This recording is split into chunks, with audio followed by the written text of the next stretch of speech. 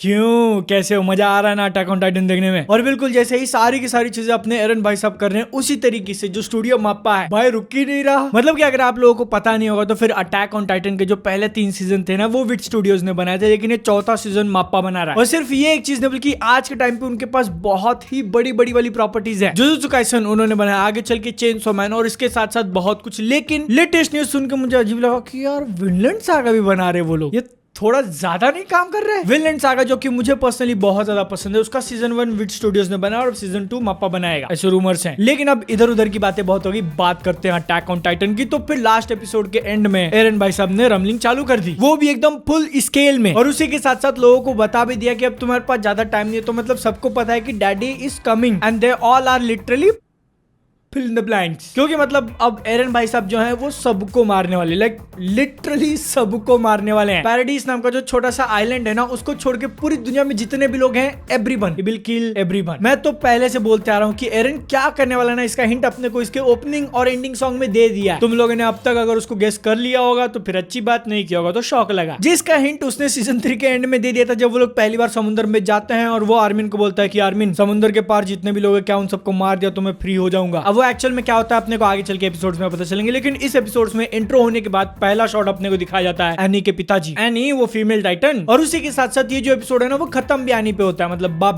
बेटी। लेकिन क्योंकि एरन के साथ लड़ाई करके अब राइनर भाई साहब बहुत ज्यादा थक चुके हैं, उनके सारा का सारा जूस खत्म हो चुका है, बेसिकली सो रहे हैं वो। तुम में से अगर किसी को लग रहा है कि मर गया तो नहीं, इज नॉट डेड। भाई मिकासा लीवाई नहीं मार पाए उसको कान क्या मारेगा? तो इसलिए गाबी जो मोहतरमा है वो कहती है कि fine, I will do it my self. और ये जो सारी बैकग्राउंड में रमलिंग चालू है ना, उस टाइम पे आर्मिन, मिकासा और उनका जो गैंग है वो लोग डिस्कस कर रहे हैं कि क्या करना है। अपने पास ये जो छोटा सा बच्चा मिला है उसको किसको खिलाएं, लाइक सीरियसली वो चारों लोग मिल के इस बात पे बहस कर रहे हैं कि अपने पास जो ये छोटा सा उसको खिलाएंगे किसको जिंदा। इतना होने के बाद भी तुम, मैं और बाकी के सारे लोग उन कैरेक्टर्स को हीरो मानते हैं। मतलब समझ रहे हो अटैक ऑन टाइटन की जो दुनिया है ना, वो कितनी ज्यादा फक्ड अप है। लेकिन उसी डिस्कशन में उन लोगों को एक बात रियलाइज होती है, जो कि एरन ने उनसे कहा था कि ये जो 4-5 लोग हैं ना, वही उसके लिए सब कुछ है और उनके लिए वो कुछ भी कर देगा, कुछ भी। अब अगर यहाँ पे एक प्रो टिप देनी हो ना, तो फिर ये जो एपिसोड्स हैं उसके एंड में जो सॉन्ग बजता है उसके लिरिक्स पे तुम लोग ध्यान दो। एरन की जो मेंटालिटी है वो तुम लोगों को एकदम क्लियरली समझ में आ जाएगी कि वो क्या कर रहा है और क्यों कर रहा है। इस कहानी के अंदर अब ये जो मेन ग्रुप ऑफ कैरेक्टर्स है ना, वो लोग बहस कर ही रहे होते हैं कि इतने टाइम में टाइटन्स, प्योर वाले टाइटन्स, उनके ऊपर अटैक कर देते हैं। जीक ने उनको 2-3 एपिसोड पहले बनाया था और वो लोग पहले सिर्फ मार्ले के ऊपर अटैक कर रहे थे, लेकिन अब एल्डियंस को भी मारे जा रहे हैं, एल्डियंस को भी खाए जा रहे हैं। एक और प्रो टिप देता हूं, अब यहाँ पे आर्मिन ने तो फिगर आउट नहीं किया कि ऐसा क्यों हो रहा है, वो लोग हमारे लोगों को क्यों खाए जा रहे हैं, लेकिन इसके पीछे का जो रीजन है ना, वो आगे चल के फ्यूचर में बहुत इंपॉर्टेंट रोल प्ले करेगा। तुमको अगर जानना है तो अभी से सोचना चालू कर दो, फिगर आउट कर लिया तो अच्छी बात, क्योंकि मैं नहीं बोलने वाला हूँ, स्पॉइलर हो जाएगा, तुम खुद का खुद स्पॉइल करके ले लो। और ये जो केओस बनता है ना प्योर टाइटन्स के कारण, उसका फायदा उठा के कॉनी जो है वो फैल्को को लेके गायब हो जाता है, क्योंकि उसका प्लान है फैल्को को अपनी माँ को खिलाएगा, माँ को ठीक कराएगा। मतलब ठीक नहीं, उसकी माँ तो सीधा जॉ टाइटन बन जाएगी। अगर तुम लोगों को ये चीज याद नहीं थी तो फिर सीजन 2 के अंदर एक बहुत ही माइनर सा प्लॉट पॉइंट था जिसको वो लोग आज भी यूज कर रहे हैं। Nice writing by the way. लेकिन एक बार कॉनी वहां से चला गया तो फिर आगे चल के एपिसोड के अंदर अपने को एकदम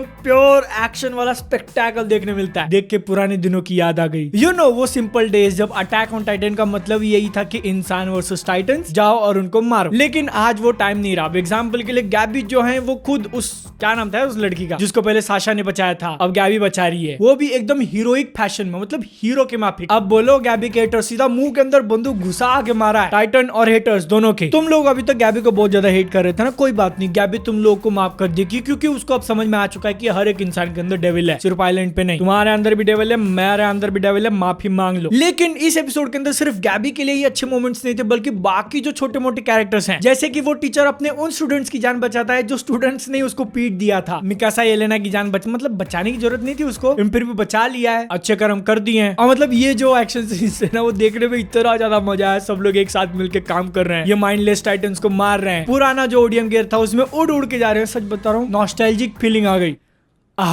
लेकिन वहीं पे पिक्सेस को मारना पड़ा। लेकिन एक बार ये सारी की सारी चीजें सेटल हो गई ना, तो अपने को एक्चुअल में रिमाइंड करा जाता है कि बैकग्राउंड में अभी भी रमलिंग चालू है, टाइटन्स अभी भी मूव कर रहे हैं, मतलब कितने ज्यादा नंबर में है। एरन का जो थ्रेट है वो अभी भी सबके सिर पे मंडरा रहा है कि वो पूरी दुनिया को खत्म करने वाला है। और अगर तुम लोग अभी तक फिगर आउट नहीं कर पा रहे थे तो यही उसका प्लान था इस सीजन 4 के स्टार्टिंग से, पिछले साल के जो एपिसोड्स आए थे उसके स्टार्टिंग से। लेकिन एक चीज जो कि प्लान में नहीं थी, आर्मिन को एकदम से पता चलती है जब गैबी उसको बहुत इंपॉर्टेंट वाली इंफॉर्मेशन बताती है कि एरन भाई साहब ने सारी की सारी जो हार्डनिंग थी उसको सॉफ्ट बना दिया। तो इसका मतलब फीमेल टाइटन यानी कि एनी जो कि फर्स्ट सीजन के एंड में हार्ड हो गई थी वो भी अभी सॉफ्ट हो गई है। तो मेरे को बताओ अभी तक आर्मिन ने ज्यादा कुछ क्यों नहीं किया था? क्योंकि उसकी वाली तो थी नहीं, मोटिवेशन नहीं था ना बंदे को। अब करेगा वो मेहनत, अब आ गई ना मोटिवेशन उसकी। लेकिन उसी के साथ साथ तुम भी थोड़ी मेहनत कर रहे हो, चैनल को सब्सक्राइब करके। हर हफ्ते वीडियो देखना पसंद है ना तो कर दो सब्सक्राइब। डीमन स्लेयर के ऊपर भी वीडियो बनाऊंगा, डोंट वरी, आएगा 2-3 दिन में। देखना है चैनल सब्सक्राइब कर लो, वीडियो पसंद आया लाइक कर देना। मेरे से पर्सनली कनेक्ट करना मैं मिल जाएगा इंस्टाग्राम पे, वरना अगली वीडियो में। तब तक के लिए जय हिंद, वंदे मातरम।